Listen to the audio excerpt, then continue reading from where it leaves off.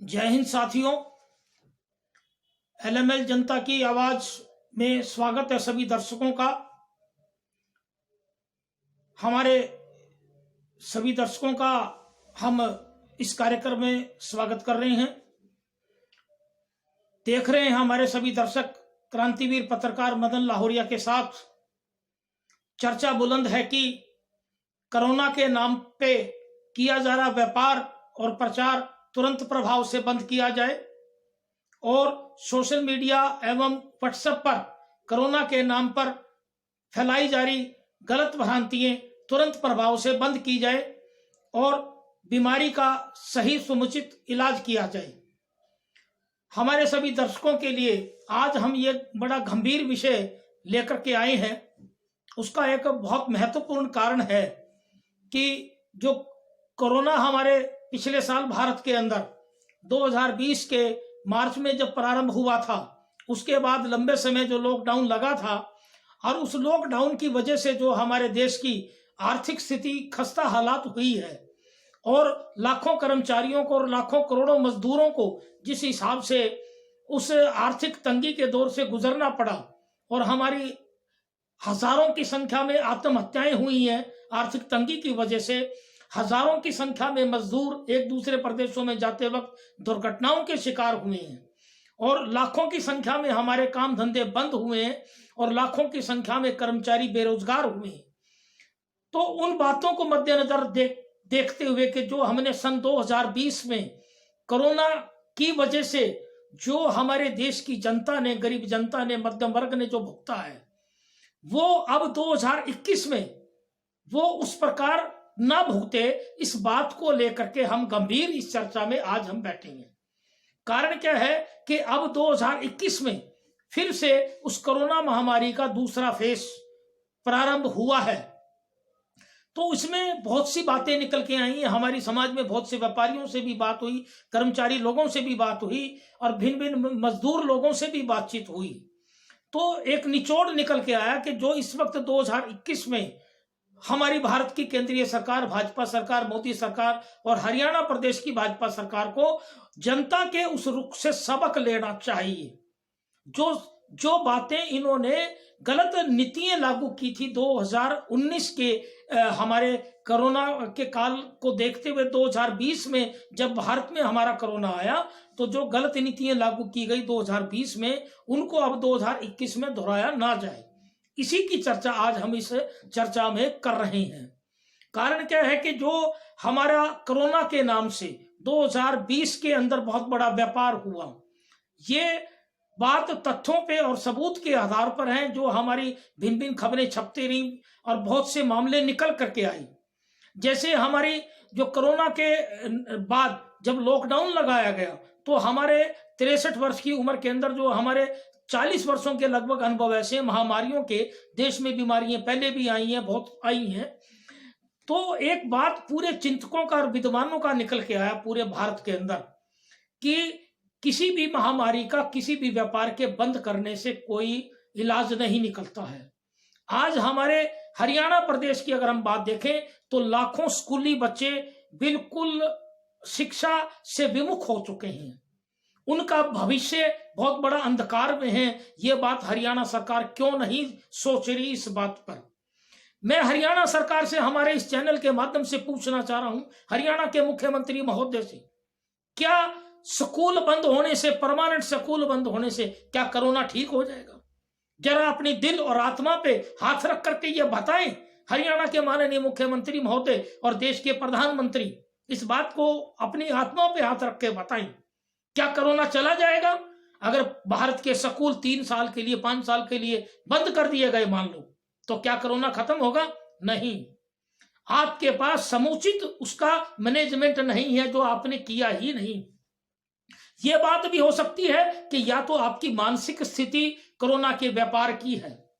अगर आपकी मानसिक स्थिति कोरोना के व्यापार की है तो माननीय प्रधानमंत्री और हरियाणा के मुख्यमंत्री पूरे देश और प्रदेश की जनता को धोखे में रखेंगे। और इस बात के हमारे पास बहुत से सबूत भी आए। पिछले 1 साल में ऐसे सबूत निकल के आए कि जो हमारी हरियाणा के अंदर विशेष तौर से भाजपा समर्थित लोगों की सैकड़ों एनजीओ खुल गई कोरोना में। जो लोग व्यापार कर रहे थे वो एनजीओ के नाम पे राशन भंडारे करने लगे। ऐसा क्यों?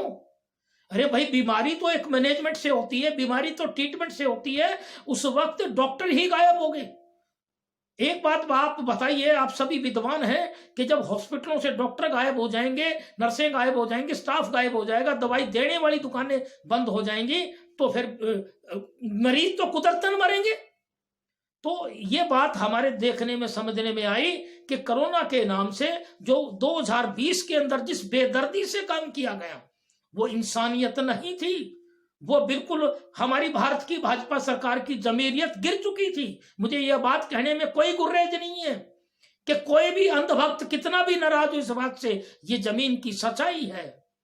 क्या कोरोना केवल हमारे शहरी लोगों पे, व्यापारियों पे ही लगता है, या कोरोना केवल स्कूलों पे ही लागू होता है? नहीं।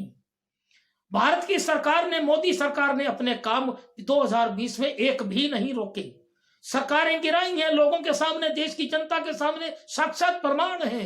चुनाव करवाए हैं, राजनीतिक रैलियां की हैं, और अब बड़े बड़े कार्यक्रम, अब फिर 5 स्टेटों के चुनाव। तो ये बार बार कोरोना के नाम से ड्रामा क्यों किया जा रहा है? दूसरी एक बात और, अगर आज हम बीमारी के नाम से बात करें तो वहां भी हमारा अनुभव है मेडिकल लाइन के अंदर भी इस बात का, कि जो हमारी मानसिक स्थिति खराब कर दी गई समाज की। हमारे मोबाइलों के अंदर जो रूटीन के अंदर जो कॉलिंग डाली गई है वो बेहद गलत है। वो किसी भी एक अच्छे भले इंसान की मानसिक स्थिति को खराब कर सकती है। हमारे देश और प्रदेश के वकील क्यों नहीं जाग रहे इस बात को? आज पूरे हिंदुस्तान के वकील भुखमरी के कगार पर हैं। सुप्रीम कोर्ट, हाई कोर्टों के जो जज क्यों नहीं सोच रहे इस बात को? वकीलों के घरों में भी खाना नहीं बचा, और फिर ऐसे के चमचे कड़छे जो व्हाट्सएप पे चल पड़ते हैं। एक बात और बताना चाह रहा हूं, हरियाणा प्रदेश की हमारे सामने काफी उदाहरण है इस बात के, विशेष तौर से गुड़गांव के। गुड़गांव पूरे देश का इस वक्त और पूरे विश्व का एक बहुत बड़ा व्यापारिक सेंटर बन चुका है। यहां से लाखों कर्मचारी निकले। एक बात और हैरानी की देखने में आई कि 2020 में बहुत से भाजपा समर्थित लोगों ने अपनी एनजीओ बना करके और सोशल मीडिया पर सरकार के आदेशानुसार ऐसा प्रचार करने लगे कि लोगों के अंदर भय बैठ जाए। इसी प्रकार उन्होंने अपने छोटे छोटे पत्रकार यूट्यूब चैनल बन गए। भारत की सुप्रीम कोर्ट क्यों नहीं जाग रही इन विषयों पे?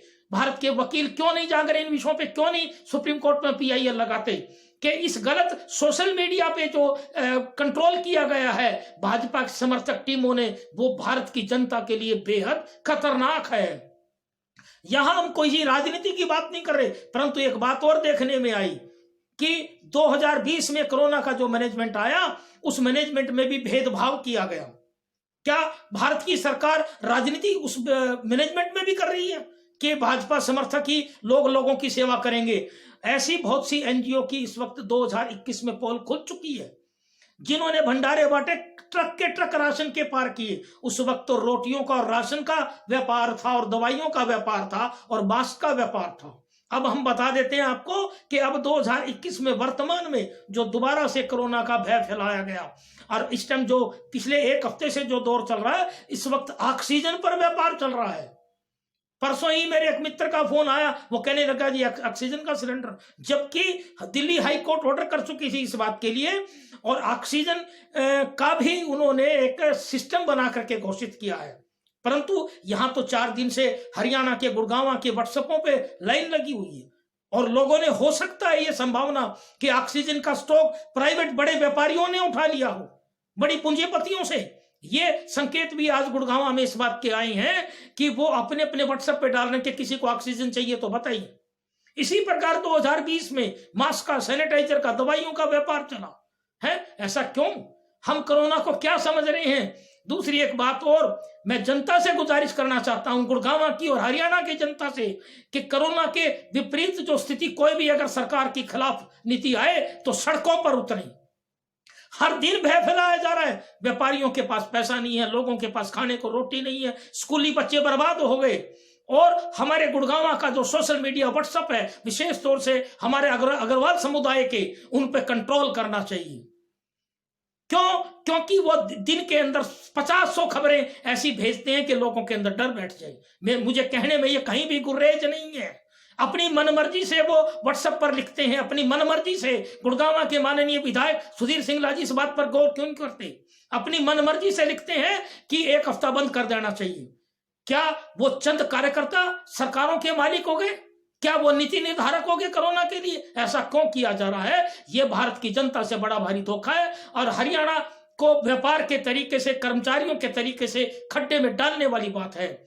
हम कोई बीमारी के खिलाफ नहीं है। दूसरा एक बात और बता देते हैं, अगर बीमारी है तो उसका समुचित इलाज होना चाहिए।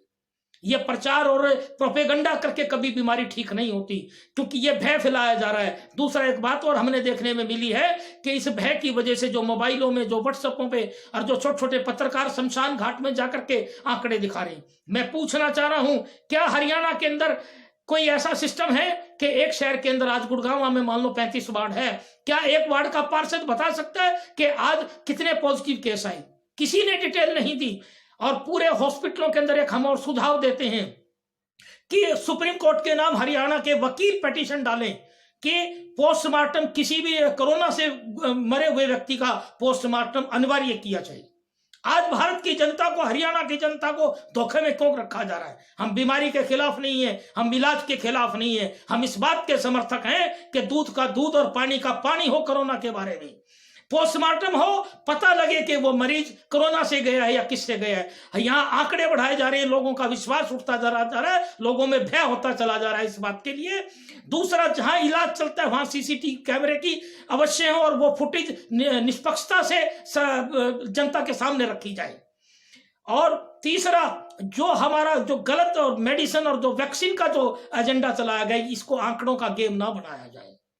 आंकड़े ही भरे जाते हैं रजिस्टर के अंदर, पूरे हरियाणा के अंदर ऐसी हालत है। तीसरा, कोरोना के नाम से जो पुलिस का दुर्व्यवहार चल रहा है, चालान चल रहे हैं। एक गरीब बच्चे पे, गरीब आदमी पे कोई पैसा नहीं है, वो बाजार जा रहा है, उसका आप बेशुमार चालान कर रहे हैं। तो कोरोना के नाम पे ये इस प्रकार का व्यापार और जो गलत प्रचार प्रसार किया जा रहा है, उसको तुरंत प्रभाव से बंद किया जाए। बीमारी के हिसाब से कंट्रोल होती है। बीमारी कोई दुकानें बंद करने या कार्यालय बंद करने या सड़कों का आवागमन बंद करने से कभी बीमारी ठीक नहीं होती। किसी भी भाई बंधु को अगर ये लगे कि हम अपना गलत संदेश दे रहे हैं, गलत बात रख रहे हैं, तो वो इस बात का अपनी आत्मा पे हाथ रख के सोचे कि कल को उसका व्यापार समाप्त होता है और गलत तरीके से उसका ट्रीटमेंट होता है और बात छुपाई जाती है और कोरोना नहीं है तो उसको कोरोना डिक्लेयर कर दिया जाता है, तो उसके परिवार के साथ क्या बीतेगी। आज कोरोना के अंदर लाखों घर बर्बाद इस बात के लिए हुए हैं, भुखमरी के कारण हुए हैं। उस भुखमरी का इलाज कौन करेगा? क्या भारत की सुप्रीम कोर्ट करेगी? इसका जवाब दे भारत की सुप्रीम कोर्ट कि ये कोरोना के नाम पे गंदा खेल क्यों खेला जा रहा है।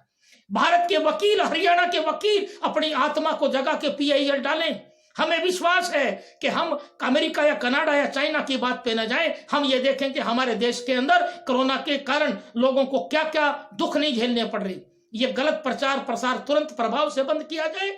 ये हमारी हरियाणा सरकार से और भारत की केंद्रीय सरकार और भारत की सुप्रीम कोर्ट से पुरजोर अपील है कि कोरोना के नाम पे किया जा रहा गलत व्यापार, प्रचार प्रसार और उसका सोशल मीडिया पर तुरंत प्रतिबंध लगाया जाए और ऐसे पत्रकारों पर भी प्रतिबंध लगाया जाए कि जो केवल सरकार के मुताबिक आंकड़े रखते हैं।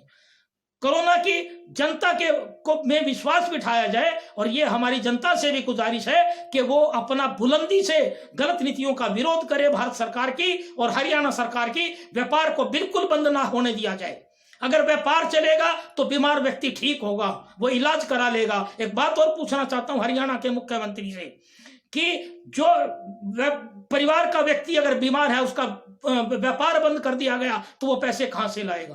बीमारी भी पैसे से ठीक हो सकती है, वो खुद करा लेगा। इसलिए किसी भी भाई का व्यापार, कर्मचारी, नौकरी बिल्कुल बंद ना की जाए। हर गरीब का व्यापार चालू रहना चाहिए। बीमारी को बीमारी के हिसाब से कंट्रोल किया जाए, बीमारी को ड्रामा ना बनाया जाए, एक तमाशा ना बनाया जाए। यही हम अब संदेश दे रहे हैं। जय हिंद, वंदे मातरम।